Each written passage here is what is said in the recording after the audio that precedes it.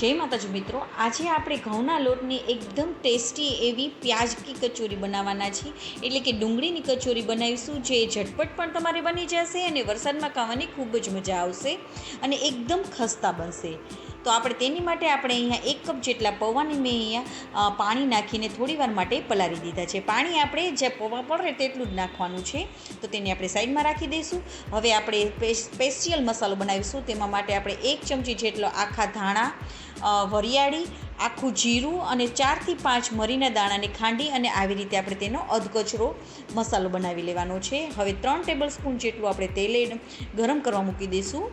તેમાં આપણે કાળા તલ નાખીશું. ગરમ થઈ જાય એટલે તેલ પછી આપણે જે મસાલો ખાંડેલો છે તે નાખી દઈશું. તેને થોડી વાર માટે કૂક થવા દઈશું. ગેસની ફ્લેમને આપણે ધીમી રાખવાની, જેથી કરીને આપણો મસાલો બળે નહીં. મસાલો થઈ જાય એટલે આદુ, મરચાં અને લસણની પેસ્ટ એડ કરી દઈશું. તેને 1 મિનિટ માટે સાતળી લેશું. હવે મેં અહીંયા 3 થી 4 ડુંગળી લઈ લીધી છે, તેને ઝીણી સમારી લીધી હતી ને તે નાખી દઈશું. હવે તેનો થોડો કલર ચેન્જ થાય ત્યાં સુધી તેને આપણે કૂક થવા દઈશું.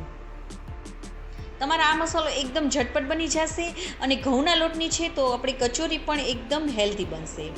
આપણી ડુંગળી સરસ રીતે સતળાઈ જાય એટલે તેમાં આપણે મીઠું એડ કરીશું, હળદર નાખીશું, 1 ચમચી ધાણા જીરુંનો પાવડર, 1 ચમચી કાશ્મીરી લાલ મરચાંનો પાવડર, 1 ચમચી ચાટ મસાલો અને 1 ચમચી ખાંડ નાખી તેને પણ આપણે મિક્સ કરી દઈશું.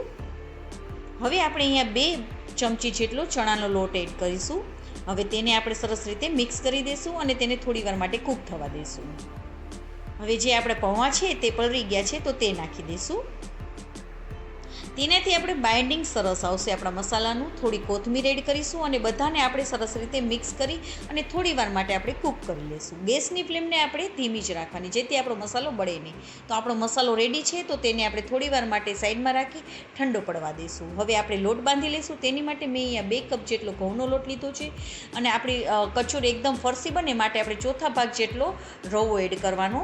જરૂર મુજબ મીઠું એડ કરીશું અને થોડા અજમાને મસળીને નાખી દઈશું. તેલ અમે અહીંયા 2 થી 3 ટેબલ સ્પૂન લીધું છે. આપણે મુઠ્ઠિયા વડે તેટલું તેલ નાખવાનું, જેથી કરીને આપણી કચોરી એકદમ ખસ્તા બને. તો આપણે આવી રીતે મુઠ્ઠિયા વડે એટલું આપણે તેલ એડ કરીશું અને હવે તે થોડું થોડું પાણી એડ કરતા જઈશું. અને આપણે જે રોટલીનો લોટ બાંધી તેનાથી થોડો કઠણ બાંધવાનો છે લોટ. એટલે કે આપણે પરોઠાનો લોટ બાંધતા હોય તેટલો કઠણ બાંધવાનો, બહુ કઠણ બાંધવાનો નથી, કારણ કે આપણી નકર પૂરી કચોરી આપણી જે કચોરી હશે તે ફાટી જશે માટે. હવે તેને થોડું તેલ એડ કરી અને મસળી લેવાનો છે. તો આપણે આવો ઢીલો લોટ બાંધવાનો છે. તો હવે તેને 10 મિનિટ માટે રાખી મૂકીશું.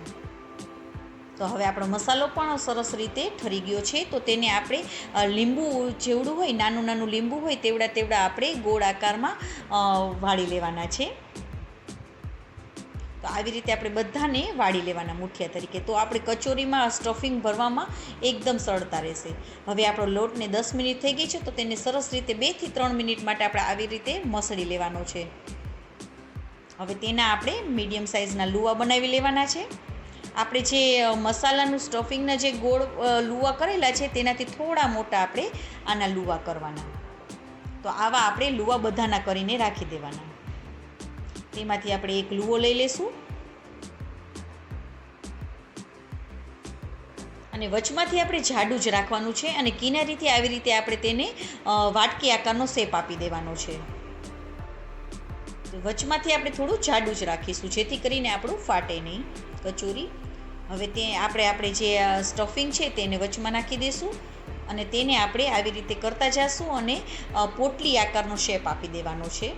અંગૂઠાથી મસાલાને આપણે અંદર દબાવતા જવાનું, જેથી કરીને સરળતાથી તમારે પોટલી આકારનો શેપ અપાઈ જશે. આવી રીતે કરવાનું અને આવી રીતે ફેરવવાનું, જેથી કરીને આપણો મસાલો બહાર ના નીકળે.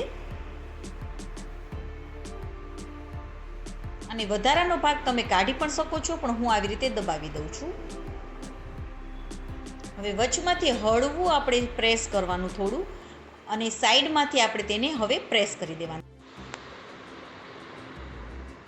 તો તો આવી રીતે આપણે બધી કચોરીને બનાવીને રેડી કરવાની. હવે સાથે આપણે તેલ પણ ગરમ કરવા મૂકી દઈશું. તેલને આપણે એટલું જ ગરમ કરવાનું જે આપણે તેમાં નાખીએ તો થોડા જ બબલ થાય કચોરીમાંથી, તેટલું જ તેલને આપણે ગરમ કરવાનું છે. અને ગેસની ફ્લેમને એકદમ ધીમી જ રાખવાની, જેથી કરીને આપણી કચોરી એકદમ ખસ્તા થશે. આ કચોરીને બનતા તળાતા 15 મિનિટ લાગશે. 15 થી 20 મિનિટમાં તમારી આ કચોરી બનીને તૈયાર થશે. તો તેની માટે આપણે હવે જ્યારે કચોરી આપણી ઉપર આવવા લાગે ત્યારે જ આપણે તેને ફેરવવાની છે. માટે જ્યાં સુધી ત્યાં ઉપર ના આવે ત્યાં સુધી આપણે તેને આવીને આમ નામ જ રાખવાની. તેની મેળે જ તે ઉપર આવવા લાગશે. તો આપણી કચોરી ધીમે ધીમે ઉપર આવવા લાગી છે. તો આવી રીતે આપણી 3 કચોરી ઉપર આવી જશે. તો હવે તેમાં આપણે ચમચી વડે ઉપરથી તેલને નાખવાનું, જેથી કરીને તે એકદમ સરસ રીતે ફૂલી જશે. આવી રીતે ચમચી વડે તેમાં તેલ આપણે ધીમે ધીમે નાખતું રહેવાનું ઉપરથી, જેથી તે એકદમ સરસ રીતે ફૂલી જશે. તો જુઓ આપણી કચોરી એકદમ સરસ રીતે ફૂલી ગઈ છે.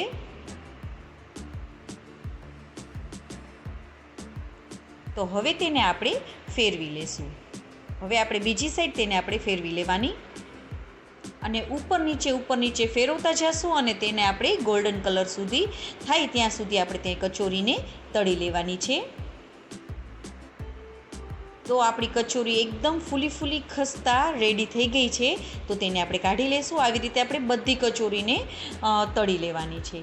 તો છે ને એકદમ સરળ રીતથી તમારી આ કચોરી રેડી થઈ જશે. બધાને ખૂબ જ પસંદ આવશે અને તે એકદમ ખસ્તા બનશે અને ઝાઝો સમય સુધી તમારી આ કચોરી એકદમ ખસ્તા જ બની રહેશે. તો તમે પણ એકવાર જરૂરથી ટ્રાય કરજો. અને જો તમને આ મારી રેસીપી ગમી હોય તો લાઈક કરજો અને આવી નવી રેસીપીઓ જોવા માટે મારી ચેનલને સબસ્ક્રાઈબ પણ કરજો અને બાજુમાં રહેલ બેલ આઇકનને દબાવવાનું બિલકુલ ના ભૂલશો. જય માતાજી મિત્રો.